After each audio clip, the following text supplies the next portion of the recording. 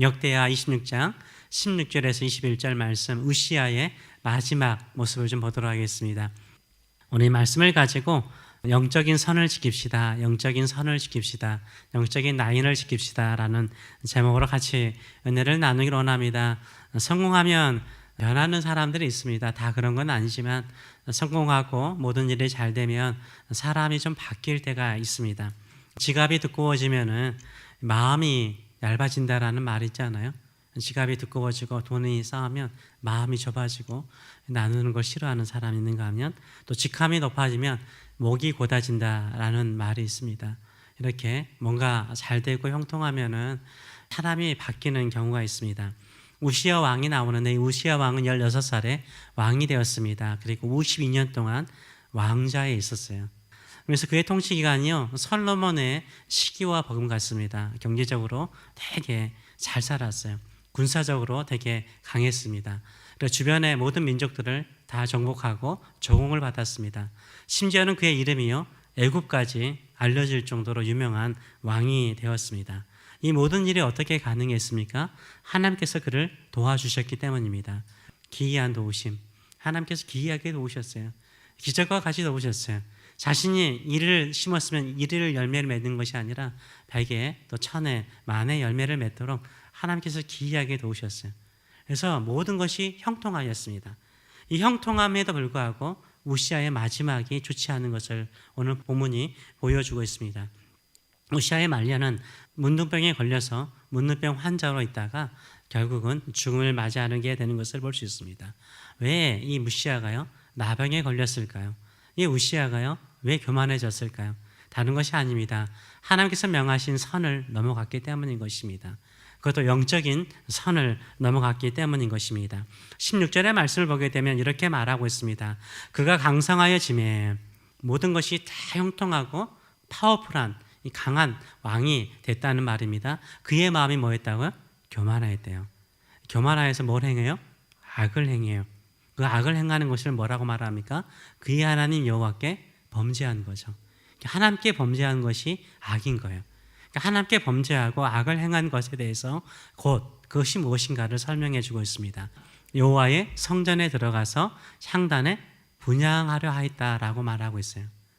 왕의 자리에 앉아서 정치와 경제와 백성들을 다스리는 그 자리를 지켜야 되는데 어디의 자리로 가요? 지상의 자리로 간 겁니다. 여러분도 알다시피 성전에는 지성소가 있고 성소가 있습니다. 지성소에는 하나님의 법궤가 있습니다. 성소와 지성소를 가르는 이렇게 천이 있습니다. 그 천 앞에 뭐가 있냐면 향단이 있습니다. 향을 피우는, 매일 기름을 넣어서 향이 피어오르게 하셨어요. 이거는 누구에게 줬냐면 제사장들이 하는 역할이었어요. 근데요, 이걸 하고 싶은 거예요. 이게 멋져 보였나 봐요. 근데 멋져 보일 수도 없어요. 왜냐하면 성소는 아무나 들어갈 수 없거든요. 제사장들만 들어갈 수 있는 거예요. 제사장만 들어갈 수 있기 때문에 왕이 들어갈 수 없는 거예요. 근데 그걸 하는 거 보니까 부러웠나 봐요. 그래서 왕이 직접 들어가서 그 일을 행한 거예요. 별거 아니잖아요. 우상을 숭배하거나 억울하게 사람을 죽이거나 사람을 차별하거나 그런 게 없잖아요. 지금 하는 것은 그냥 예배하는데 그 성소 안에 분향단에 향 한번 내가 피워보겠다. 내가 왕이다. 내가 하나님의 은혜를 받아가지고 이렇게 나라를 잘 다스리고 있는데 모든 백성들이 나를 존경하고 있는데 너희가 하는 일 나도 할 수 있지 않느냐? 내가 왕이야. 왕인데 내가 왜 못해? 나도 한번 하고 싶다. 이렇게 하면서 밀고 들어온 거예요. 왕이니까 내가 다 할 수 있다라고 생각을 한 거죠. 뭘 건드린 거예요? 예배를 건드리고 있는 것을 볼 수 있어요. 자기의 성공 때문에, 강성한 것 때문에 마음이 교만해가지고 하나님께서 정해놓으신 영적인 선을 넘어가는 것을 볼 수 있습니다. 이때 이 분향하려고 할 때 제사장들이 막습니다. 17절의 말씀을 보게 되면 제사장 아사라가, 뒷제사장을 말합니다. 아사라가 여호와의 용맹한 제사장 80명을 데리고 그의 뒤를 따라서 성소에 들어갔어요. 근데 왜 용맹한 제사장들이라고 그럴까요? 왕이에요. 왕이 행하는 것을 막게 되면 그 어명을 어기는 거잖아요. 죽일 수 있는 거예요.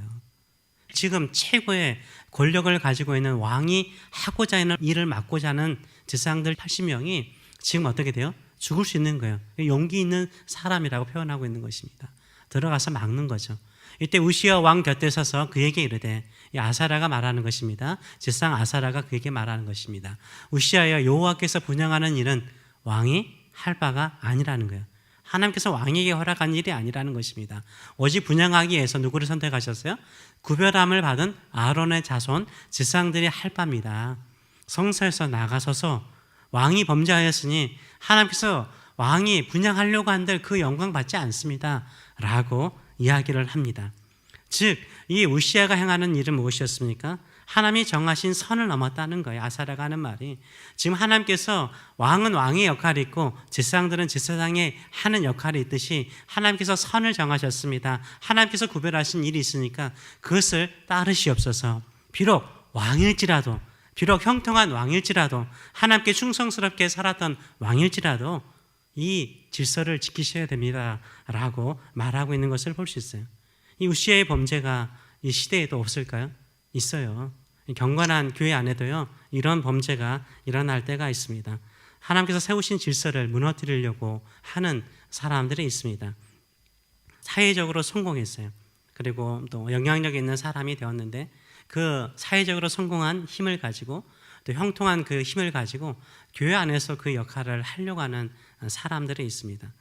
회사를 하면은 사장님이거나 회장님이거나 보스잖아요. 그런데 교회 안에서는 뭡니까? 예배자일 뿐이에요. 그렇잖아요. 예배자일 뿐이에요. 아무리 높은 자리에 있더라도 예배자일 뿐이죠.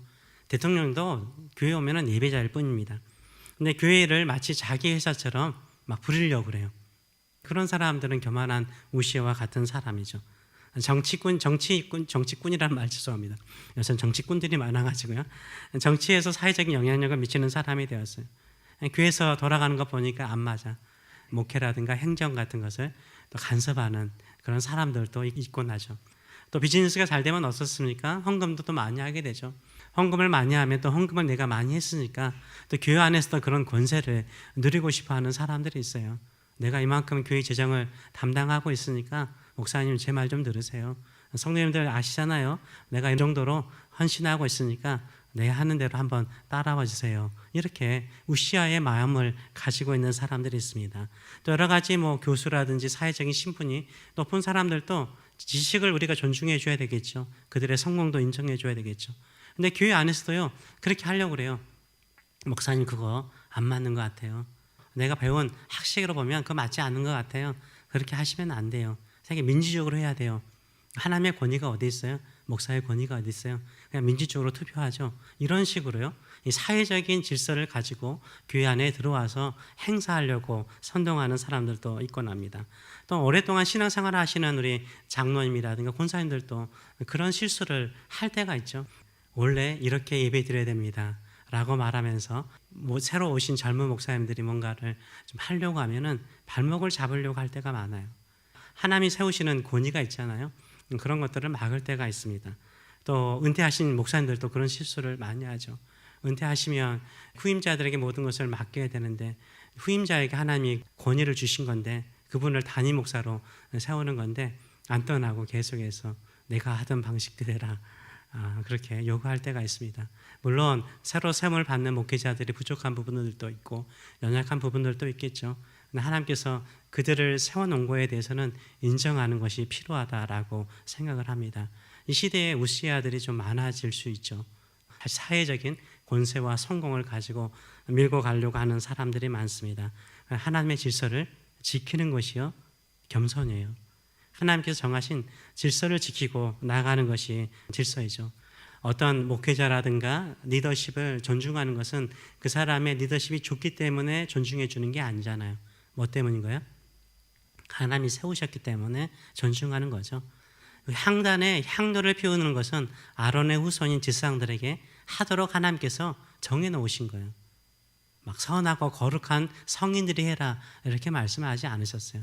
부족하고 연약할지라도 제사장들이 할 수 있도록 하신 거죠. 아마 왕인 우시야도 52년 동안 통치하면서 그런 마음이 있었던 것 같아요. 이거 너무 못하네. 내가 하면 잘할 것 같은데 이런 생각이 들었던 거죠. 그래서 결국 자신이 하다가 하나님께 범죄하는 것을 볼 수 있습니다. 예배는요, 하나님의 것이죠. 예배는 우리의 의견을 반영해서 우리가 원하는 예배를 드리는 것이 아닙니다. 성공해도 실패해도요, 예배의 주인은 누구십니까? 하나님이십니다. 목사도 아니에요. 우리는 예배자일 뿐입니다. 교회 안에 또 세운 질서가 있습니다. 그 질서를 지켜나가시는 저와 여러분 되시길 축원합니다. 권면에도 저는 선이 있다라고 생각을 해요. 경험도 참고 상황이죠. 우리가 하는 권면도요, 이 사람들에게 참고로 줄 수 있는 간증이고 조언이고 우리의 경험일 수 있어요. 참된 권면은 무엇입니까? 하나님의 말씀이죠. 하나님의 말씀이에요. 내 권면과 말씀이 틀릴 때 그 말씀을 따라서 권면하시는 저와 여러분 되시길 축원합니다. 그런데 하나님께서 이때요, 이 우시아를 치실 때 어떻게 하시죠? 무슨 병이 생기죠? 나병이 생겨요. 왜 나병일까요? 우시아가 손으로 향로를 잡고 제사장 80명이 들어왔어요. 80명이 막으면 안 해야 될 거 아니에요? 근데 끝까지 밀고 나가죠. 우시아가 손으로 향로를 잡고 향을 피우려고 그러는 거예요. 분향하려 하다가 화를 내요. 화내요. 아주 분노했겠죠. 왕으로서 얼마나 분노했겠습니까? 화를 내니까 누가 치세요? 하나님이 치시는 거예요. 그가 제사장에게 화를 낼 때에 교회에서는 분노하면 안 돼요. 화를 낼 때 여호와의 전 안 향단 곁 제사장들 앞에서 앞에 있는 제사장들을 보니까 그 이마에 뭐가 생기는 거예요? 하얗게 나병이 생기기 시작한 거예요. 나병이 생긴 것을 보았다라고 말을 하고 있어요. 왜 나병일까요? 이 권위를 도전했던 두 사람 있죠. 그 두 사람 중에 한 사람이 나병에 걸렸어요. 누구죠? 모세의 권위에 도전한 사람이 있어요. 아론과 미리암이죠. 그 미리암에게 하나님께서 뭘 주셨어요? 나병 주셨어요. 7일 동안 온몸에 나병이 생겼어요. 권위의 도전. 우리도 그렇잖아요. 형제들 간에는 그런 경우가 많잖아요. 모세와 미리암은요, 12살 차이예요. 자기가 키운 거나 마찬가지예요. 미리암이 누나로서 다 키운 거나 마찬가지인 거예요. 근데 이 모세의 권위에 도전하죠. 막 말하니까는 하나님께서 내가 세웠다는 거예요. 네가 동생처럼 보이고 네 아들처럼 보일지라도 하나님이 세우신 모세의 권위에 도전했을 때 미리암에게 나병을 주셨어요. 우시아도 지금 하나님이 정해놓으신 선을 넘어가려고 그러잖아요. 그때 하나님께서 나병을 주셨어요. 그래서 권위에 도전한 거에 대해서 하나님께서 치시는 것을 보여주고 있는 것을 볼 수 있어요.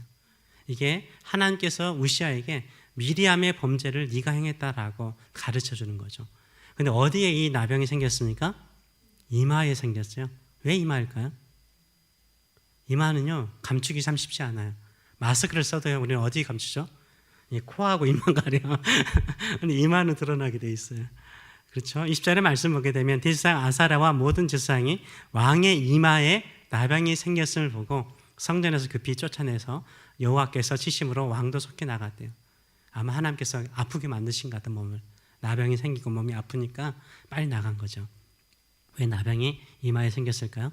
모든 사람들이 다 볼 수 있는 거죠. 다 보는 부끄러운 나병이 생겼어요.